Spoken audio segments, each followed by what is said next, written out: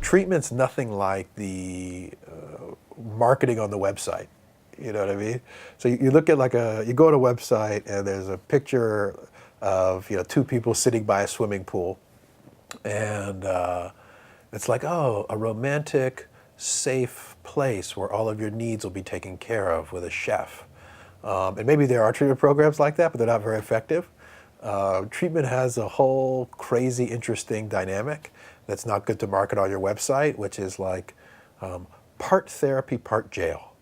Well, what do we mean when we say that? Well, people come into treatment because they don't trust themselves, you know?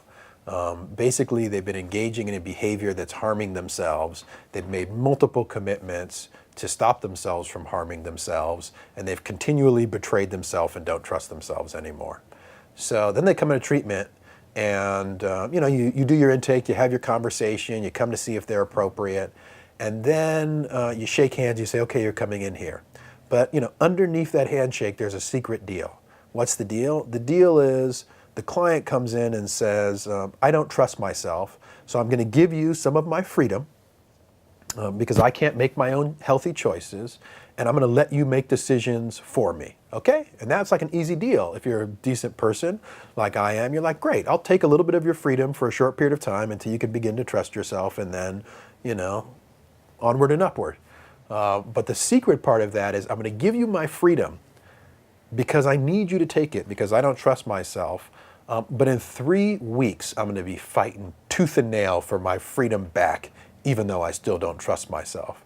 And so this is the interesting dynamic of treatment, where people are willingly giving up some of their so-called freedoms, to be able to walk to Starbucks when they want or make a phone call when they want, because they don't trust themselves. But they're so addicted to those, so-called freedoms, the non-capital F freedoms, lowercase freedoms, that they fight you tooth and nail later. And the process of holding somebody through that, holding somebody through until they come to a place of higher recognition, until they come to a place of recognizing what capital F freedom is, what real freedom is, freedom from the self. Freedom from the ego self, freedom from my addiction, the freedom to say yes, the freedom to say no, right? You do this little battle over the little freedoms to teach the larger lesson that you can be completely free and trust yourself. That's the secret agreement of treatment.